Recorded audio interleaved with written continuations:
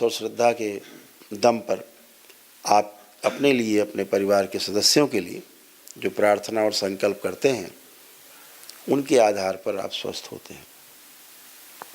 यही वैदिक प्रक्रिया है। और इस दरबार के पास लाखों लोगों का रिकॉर्ड है। जो दरबार से 20-25 लाख लोग स्वस्थ हुए हैं दरबार से। ऐसे तमाम लोग स्वस्थ हुए हैं जिनको डॉक्टर ने मना कर दिया कि नहीं साहब घर जाओ, अब कोई उपाय नहीं बचने का, अब तो घर में रखो, अब मृत्यु तय है। आज वो लोग अच्छे से जीवन जी रहे हैं। ऐसे लोग दरबार आने के बाद जिनको कहा गया कि महीने खाने मर जाएंगे, महीने 10 दिनों मर जाएंगे, 2 महीने मर जाएंगे, वो 3-3, 4-4 साल से जीवित हैं और स्वस्थ हैं। अपने ही प्रार्थना संकल्प से स्वस्थ हैं, वैदिक प्रक्रिया करके स्वस्थ हैं। परिवार में ज़्यादा कष्ट है तो फिर आप लोगों को अगर सक्षम है तो 1 दिवसीय अनुष्ठान में जाना चाहिए। अदरवाइज एक व्यक्ति के लिए दरबार तो आपके साथ है ही, आपको लाभ पहुंचाने के लिए कि आपको लाभ पहुंचे। इस बात को हमेशा ध्यान रखें कि जो असाध्य रोगी हैं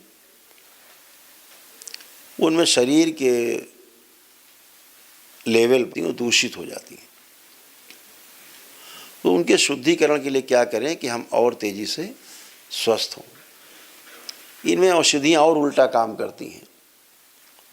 आदमी अपने असाध्य रोग से पीड़ा में है, कष्ट में है, यह औषधियाँ, दर्दनाशक औषधियाँ, ये जो औषधियाँ देते हैं, कहते हैं एंटीबायोटिक हैं, ऐसी औषधियाँ, निद्रा देने की औषधियाँ, इनके अलावा यही औषधि है। इसके अलावा इनके पास कोई भी औषधि नहीं है। आप सभी को पता है कैंसर को ख़त्म करने के लिए आज तक कोई भी दवा नहीं बनी। उसके बाद भी आपको दवा खिलाई जाती है। नाम है असाध्य रोग कि कभी ठीक नहीं होगा, लेकिन फिर भी दवा खिलाए जा रहे हैं।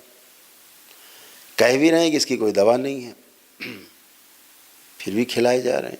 बच्चों के असाध्य रोग हैं, औषधि बनी नहीं संसार में, चिकित्सा हुई नहीं, लेकिन दवा खिलाए जा रहे हैं।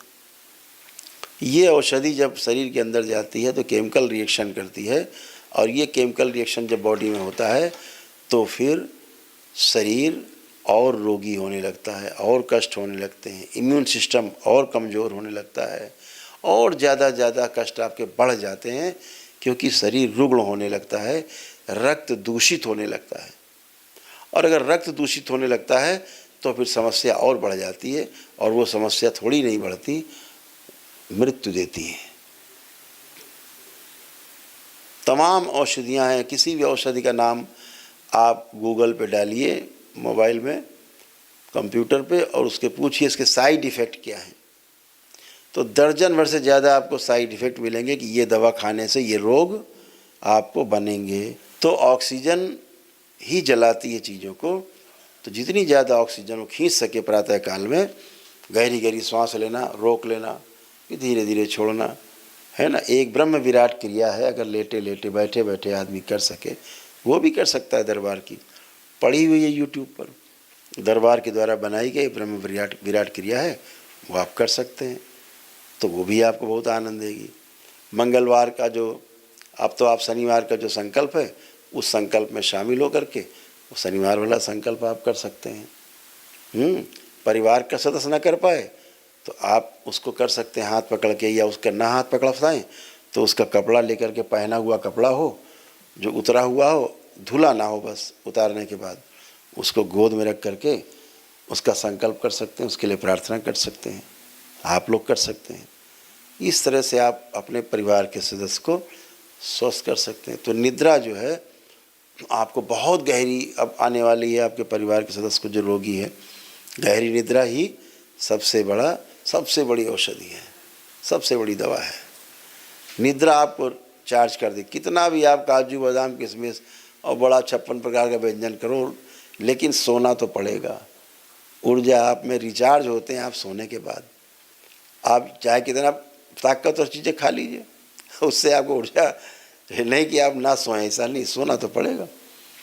तो निद्रा गहरी चाहिए तो गहरी निद्रा हो जाएगी। जो निद्रा नहीं आती थी खूब गहरी निद्रा आएगी। अब माँ का चित्र अपने घर में रखो, जो बना हुआ है माता का विग्रह है, माँ महाकाली का एक फ़ोटो है, बाबा माँ की लगी हुई है, बीच में माँ की एक फ़ोटो है माँ महाकाली की। ऐसे यहाँ से एक चित्र लेकर के अपने घर में रख करके संकल्प प्रार्थना करें। तब करें रोज़ प्रातःकाल, जो आपके घर में रोगी है उसको दर्शन कराएं, उसको प्रणाम कराएं, अपनी प्रार्थना करें कि माँ हमारा आज का दिन शुभ हो। रोज़ यही प्रार्थना करनी है कि माँ हमारा आज का दिन शुभ हो। ऐसे हर दिन शुभ होता जाएगा तो पूरा जीवन शुभ हो जाएगा। ऐसे प्रार्थना करके अपनी स्मृतियाँ हैं उनको नष्टीकरण करना है।